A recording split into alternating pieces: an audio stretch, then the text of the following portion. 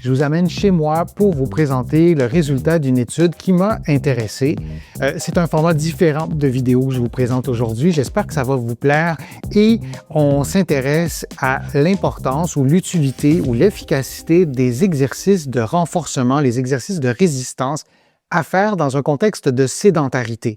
Si vous passez beaucoup d'heures en position assise, si vous travaillez en position assise, si vous passez beaucoup de temps devant un écran aussi, les résultats risquent d'être utiles aussi pour vous dans votre vie de tous les jours. Et cette étude spécifique est en fait une méta-analyse. Donc, on a étudié et on a comparé les résultats de plusieurs études en se posant une question toute simple. Est-ce que quelques exercices peuvent aider à réduire les douleurs musculo-squelettiques quand on passe beaucoup d'heures en position assise? Pourquoi c'est intéressant? Bien, on est nombreux à passer des heures et des heures et des heures en position assise, ce qui n'était pas le cas il y a plusieurs décennies. L'avènement des écrans et l'importance grandissante, encore aujourd'hui, ça continue à prendre de plus en plus d'importance, ces écrans, et souvent en très bas âge. Alors, ça a des effets sur notre corps, ça nous immobilise et ça nous incite à être de plus en plus en position assise. Et le fait d'être souvent devant un écran, ça peut être associé à de la douleur au cou, aux tensions aux épaules, à la fatigue musculaire. Et quand je pense aux écrans, ça peut être les cellulaires, ça peut être les écrans d'ordinateur, la télévision aussi, les écrans dans nos voitures aussi sont toujours présents. Alors, on peut avoir des problèmes musculo-squelettiques qui sont associés aux écrans. C'est toujours difficile de faire un lien de cause à effet, d'être certain que c'est ça précisément qui cause telle douleur. C'est pas toujours simple de faire des liens directs, mais on sait qu'une association qui va se faire et on a cette étude, cette méta-analyse qui s'est intéressée aux travailleurs de bureau. C'est une bonne population pour choisir des gens qui sont toujours ou très souvent en position assise, qui ont un mode de vie sédentaire. Et l'intervention qui a été étudiée, c'est des exercices ou en fait un entraînement en résistance, en musculation si vous préférez. On peut faire des exercices de résistance avec une bande élastique, avec le poids du corps. On peut aller dans une salle de sport avec des appareils, avec des haltères. Il y a vraiment plusieurs types d'exercices de résistance. Vous allez en trouver plusieurs aussi sur ma chaîne YouTube. Et on a voulu voir s'il y avait des effets sur la douleur musculo-squelettique de ces travailleurs de bureau, sur leur santé métabolique. Dans notre corps, on a des réactions biochimiques. Si on prend une prise de sang, on va pouvoir mesurer certains aspects de cette santé métabolique. Et on s'est intéressé aussi sur le bien-être psychologique. Moi, je suis physiothérapeute, je ne vais pas évaluer l'état psychologique de mes patients, mais je vais bien sûr le prendre en compte. Si je vois un patient ou une patiente qui a des douleurs au cou, qui est déprimé, qui a une humeur qui est inhabituelle, etc., bien, je vais probablement référer cette patiente-là à un psychologue ou à tout le moins, si elle n'a pas accès à des soins de psychologie, le prendre en compte dans le traitement physique. Je ne sais pas ce que vous en pensez, mais la santé physique et la santé mentale, la santé cognitive, notre état cognitif général, notre état psychologique, tout ça, c'est étroitement relié. L'avez-vous déjà expérimenté? N'hésitez pas à m'écrire votre réponse dans les commentaires. Ça me nourrit aussi pour vous présenter de nouveaux contenus. On revient à l'étude. Il y a 3 constats qui ressortent, qui sont pertinents et qui sont utiles dans la vie de tous les jours. D'abord, les chercheurs se sont intéressés au cou et aux épaules et les exercices de renforcement, les exercices de résistance semblent aider pour diminuer les inconforts au cou et diminuer aussi les tensions aux épaules. Lorsqu'on fait des exercices de renforcement, on contracte nos muscles et nos muscles sont faits pour se contracter. Il y a une mécanique. Oui, les os, mais à l'intérieur même du muscle, il y a une mécanique. Il y a des fibres qui sont déplacées, il y a des ponts qui sont là pour faciliter la contraction. Il y a des réactions biochimiques. La contraction musculaire est activée aussi par cette biochimie-là, par les nerfs aussi qui stimulent la contraction musculaire. Alors, quand on a des inconforts au niveau du cou ou des douleurs, il peut y avoir un problème au niveau d'une articulation, mais il peut y avoir des problèmes beaucoup plus complexes qui impliquent tout ce que je viens d'énumérer dans l'activation, qui permet en fait l'activation des muscles. Donc, diminution de l'inconfort au niveau du cou, puis diminution des tensions des épaules aussi. Si on fait des exercices de musculation, de renforcement musculaire, c'est possible aussi qu'on ait plus d'endurance. Et si on a plus d'endurance, peut-être qu'on aura moins cette sensation de fatigue musculaire et ces tensions, notamment dans les épaules. Les chercheurs se sont intéressés aussi à la force musculaire des participants et on a observé une augmentation de force musculaire avec un entraînement régulier.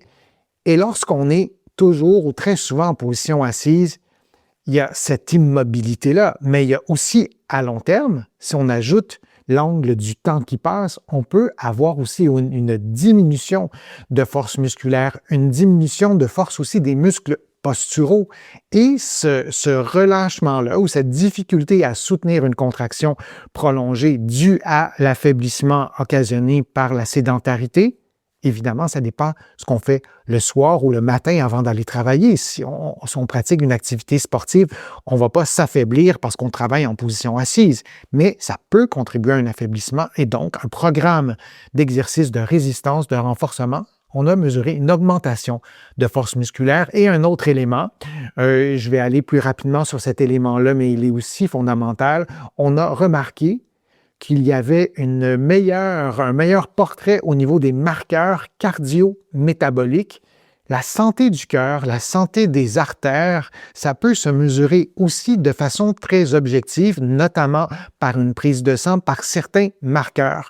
Quand vous allez voir le médecin qui vous prescrit une prise de sang, il va cocher différents endroits et dans ces différents items qu'on va mesurer à l'aide de la prise de sang, et ces marqueurs cardio-métaboliques étaient en meilleure forme ou les indicateurs étaient plus positifs chez les personnes, chez les travailleurs qui faisaient un programme d'exercice de résistance et on a aussi remarqué des bienfaits sur leur santé psychologique, ce qui est tout à fait logique.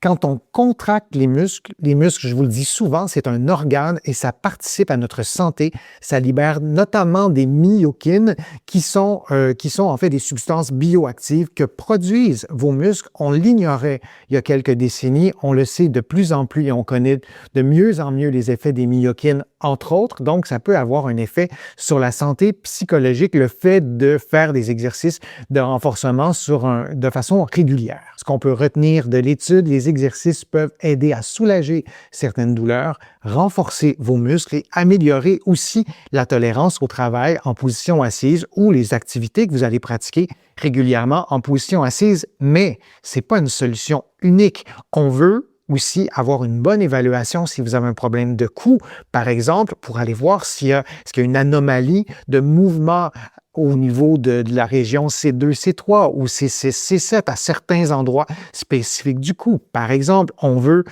aller dans le détail aussi, mais parfois, le simple fait de s'activer, de contracter nos muscles, ça peut apporter un bienfait important pour les items que je vous ai énumérés. Comment on intègre tout ça? Faire des pauses actives, se lever, se placer un rappel même sur notre écran, sur notre ordinateur, se lever de la position assise 5 minutes aux heures et pendant ce 5 minutes, faire un exercice. Il y a le concept de bouchée d'exercice. Je vous en parle notamment sur mon blog denisfortier.ca. Ces bouchées d'exercice, en anglais, on parle d'exercise snack, sont de plus en plus étudiés et on voit qu'il y a des effets positifs de faire des exercices plus intenses pendant quelques minutes, plusieurs fois par jour ou au moins une fois par jour, des effets positifs sur la composante cardiovasculaire, mais aussi sur nos muscles. Prendre soin de sa posture avec les heures passées en position assise, on a tendance souvent à s'affaisser, c'est naturel presque de le faire, mais de se placer dans une position plus économe en termes d'énergie avec un bon alignement tête, épaules, bassin et, important, de varier ses positions. Tentez de travailler en position assise. Si vous faites des appels téléphoniques, faites-les debout. Si vous travaillez à la maison, peut-être avoir un poste sur une partie de votre travail, vous installez un poste sur le comptoir, par exemple. Avoir un poste assis debout, de varier vos positions de travail. Ça peut être une bonne façon aussi d'être plus confortable et de diminuer le stress qui est porté sur vos articulations et sur vos muscles. Une nuance à apporter à cette étude, à cette méta-analyse, les études étaient assez hétérogènes entre elles. On n'a pas toujours les mêmes protocoles, donc on ne peut pas généraliser tous ces résultats-là à tout le monde, mais ça donne tout de même des pistes de réflexion intéressantes. Ça construit aussi une banque d'informations et ce qui nous permet aussi de mieux comprendre les effets de la position assise prolongée. Et quand on passe beaucoup de temps en position assise au travail ou à la maison, les muscles ont besoin d'être stimulés. Quelques exercices de renforcement tout simples peuvent aider le cou, les épaules, améliorer le confort en position assise, améliorer le confort au travail et stimuler aussi, j'en ai pas parlé, mais votre respiration. Lorsqu'on contracte nos muscles, on a besoin de plus d'oxygène, donc on va respirer de façon plus ample et ça fait du bien à la santé physique et à la santé mentale. On s'arrête là-dessus. Je suis Denis Fortier, physiothérapeute. Je vous remercie et je vous dis à une prochaine fois, à une prochaine vidéo.